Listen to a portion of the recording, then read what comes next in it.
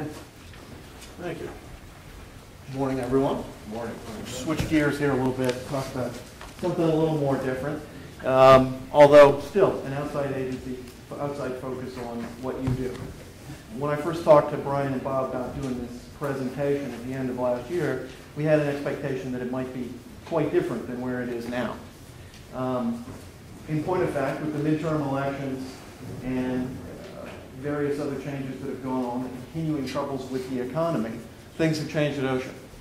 Last year, you probably heard from very many attorneys, practitioners, safety professionals, that the sky was going to fall on your heads with the Protecting America's Workers Act. This bill was a favorite of organized labor, right behind the Employee Free Choice Act. It was something that they wanted to see. It would have increased penalties dramatically in the OSHA realm, and more significantly, it would have required immediate abatement of any violation that OSHA alleged after an inspection. So of course, now, if you contest a citation, OSHA has to prove that violation before you're obligated to fix it. This act would have flipped it on its head and said, fix it first, before OSHA even proves that it's actually a violation. With the midterm elections, there was concern that in the lame duck section, this in fact would be raised and passed. But thankfully, Congress spent their time dealing with nuclear arms treaties and with tax issues to help the economy, and didn't pick this up. So it is now completely dead. All those speeches you heard last year about how this was going to change everything didn't happen. It's been happening for 20 years that people have been talking about reforming the OSHA Act. Not likely to come up again in the next 5 or 6 years. It'll be a while. Other issues that the agency has been taking on, hearing protection. You may have heard some about this. In October of last year, OSHA announced that they were going to change the policy that had been in place since 1983. That if you could provide hearing protection, earplugs, earmuffs, to your employees so that their hearing exposure is below 85 decibels, then that's all you're required to do. OSHA proposed, through purely an interpretation, not a change in the rules, not any formal process, simply by writing it out and publishing it in the Federal Register, that they were going to require engineering controls first, and only when you proved that you could not reduce noise exposures below 85 decibels through engineering controls would you be allowed to use hearing protection. Our initial estimates in looking at this were it was going to cost American business $1 billion. I was engaged to help write the comments on behalf of the National Chamber of Commerce and their working group, the Coalition for Workplace Safety, on these issues. We had a number of people involved looking at all this. It was a smart legal strategy by OSHA because the courts give deference to an agency interpreting its own regulations. So that's all they were trying to do, interpret their own regulation and change 25 years of enforcement policy. But it was going to have a huge effect. 3 weeks ago, President Obama announced that he was going to require every agency to review all of their regulatory changes for their impact on job creation in American business. And the very next day, OSHA withdrew this interpretation. Now, they claim that it had been in the works for a long time. And generally, I will agree that the government can seldom do something in one-day turnaround time. However, that timing is a little suspect. So this major change as well, completely off the table for the time being. OSHA has reserved the right to conduct further review, to have some stakeholder meetings, and to come back with this.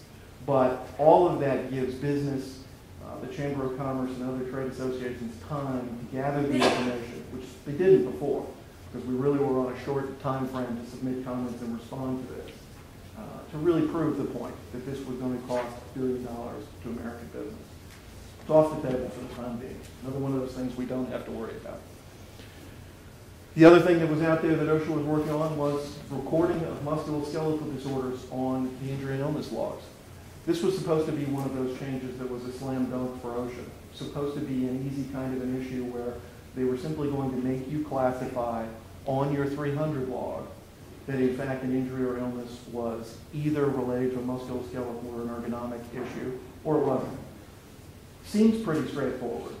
Of course, we all saw that as the precursor to ergonomics legislation and regulation again from OSHA, because what would have happened based on the definition that they were using is 3/4 of the injuries on your logs, particularly in construction, would have fallen into this category of being musculoskeletal disorders.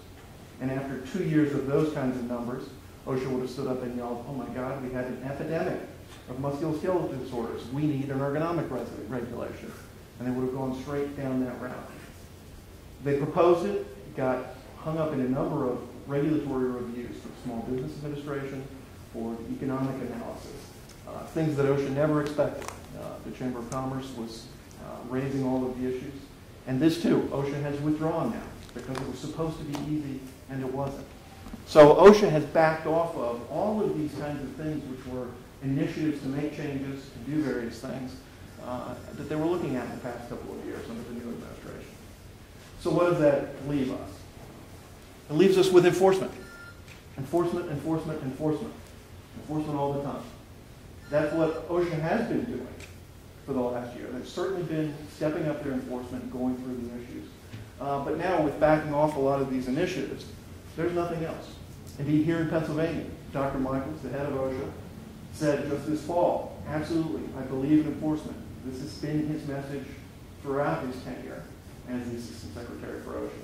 He's publicly stated that it's his goal to shame companies into compliance. So he loves press releases. He loves reports about how evil and terrible American business is. That if it wasn't for OSHA, no one would be engaged in any safety compliance.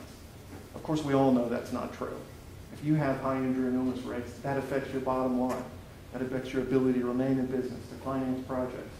Everyone's focused on it for all the right reasons, not just because OSHA's there.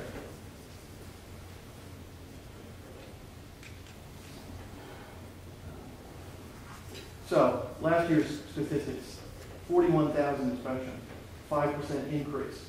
You can see it goes up every year, but they managed to squeeze 5% more inspections out of last year than the previous year. Total violations issued, also up by 7%. Enforcement, enforcement, enforcement. The percentage of violations issued as serious. Now this is always an interesting slide to make because it shows you that every year OSHA keeps moving up and up. That means when they come out and they conduct an inspection and they issue a citation, and these are only the cases where they actually find a citation or more during the course of the inspection, what percentage of those are serious versus other than serious? And that number keeps going up. OSHA likes to say that this is because they're now targeting the right employers and they're only finding the serious violations and everybody's corrected all the other serious violations. Of course, the converse can be easily seen as well. Every compliance officer knows that they're expected to find serious violations. So what's the likelihood that they're going to classify the violation they allege at your work site as other than serious? It's lower. They're going to reclassify and call everything serious these days. Indeed, just last week I got a citation on behalf of a client for an injury and illness record-keeping violation. That's simply recording on a piece of paper whether or not an injury occurred, how many days away from work, how many restricted days. The citation was for over-recording because they included an injury that was merely a first aid case, so it should not have been on the log. It was listed as a serious violation for having a case on a piece of paper that shouldn't have been there. That was not about to cause injury or illness to anyone. It was merely a paperwork violation. Now, of course, we got the area director to change that immediately at the informal conference, but it was issued as a serious violation. And that, I think, demonstrates the pressure that's put on some of these compliance officers to go after these kinds of numbers. Willful, repeat, serious, those numbers continue to climb as well. OSHA just keeps going with enforcement, enforcement, enforcement, and classifying them as high as they can. Average penalties, up. Not surprising. We'll talk a little bit more about this as I go through a couple slides, but this is based on OSHA's penalty structure in place through the end of September last year. This does not include their changes to the penalty, which they now say will increase the average citation by $3,000 per violation. Telling number for this group, OSHA's inspections are predominantly in construction. That number is relatively flat, down 1% last year from the year before. But OSHA conducts more inspections in construction than in any other of their regulated areas. And the regulated areas aren't just general industry. This would also include any maritime inspections, any agricultural inspections, any of the rest of the areas that they cover. The majority is construction. Because, of course, their scheduling methodology is through the Dodge reports, which are a compendium of information on projects that are out there, the size of those projects, the dollar value of the projects. They all run through a computer system and get spit out as batch inspection reports for each area office around the country. And so OSHA programs these inspections and does them all the time. State plan numbers. Those numbers were all for federal OSHA that we looked at. OSHA has been spending more and more time evaluating its state plans. There are 22 states who operate their own OSHA programs, as you may be aware. Federal OSHA will give back, the state will enact a program that's at least as effective. Maryland is one of the close ones that we deal with a lot. Virginia OSHA, OSHA. Both operate their own programs, so they have state government personnel conducting inspections. What's been interesting about these oversight issues, which really stemmed from, if many of you saw the news articles that won a Pulitzer Prize for all of the construction fatalities and accidents in Las Vegas. Nevada operates a state program, and the allegation was that that state program was not doing its job. Federal OSHA was called in and required to do oversight, issued a very critical report of the state program, required a number of changes. And OSHA took that and then went out and reevaluated all of the state programs. And they wrote up their federal annual monitoring reports for these, the federal evaluation, FAME reports, as the states love to call them. They actually refer to them as the DFAME reports. They went through and they analyzed each state. And they looked at all of those numbers I was just looking at in terms of statistics for OSHA. And while OSHA disclaims that there is any quota for citations, or any quota for classifications of citations, or any quota for dollar values, if you go read a FAME report for any state, you will find in it an analysis section that says, how many citations did you issue? And most of the states, oh, guess what? They didn't issue enough citations. Well, how do you determine that they didn't issue enough citations? You have to have a quota. You have to have an amount that must be the requisite amount to say you didn't issue enough. They said the same for penalties. They said the same for classifications. So Maryland got run over the barrel based on not issuing enough citations, not issuing a high enough dollar value to each of those citations. And OSHA took purely those kinds of numbers, not looking at individual cases, individual work sites, individual issues to make these things. Purely aggregate in the numbers. And most of the state plans suffered the same fate. Got criticized by OSHA for not issuing enough citations, for not issuing high enough penalties. The state of Oregon has extremely low penalties. Their average serious violations cited at $500. And federal OSHA took them completely to task and said this is absolutely not enough. California, which operates a very aggressive state program, got taken to task by federal OSHA because they issued citations. Those citations that were challenged by companies, taken to a trial in front of an administrative law judge, just like in the federal system. And Cal OSHA lost a number of those cases. And federal OSHA's criticism was that they didn't take enough cases on appeal to the court system to try to get the judge overturned.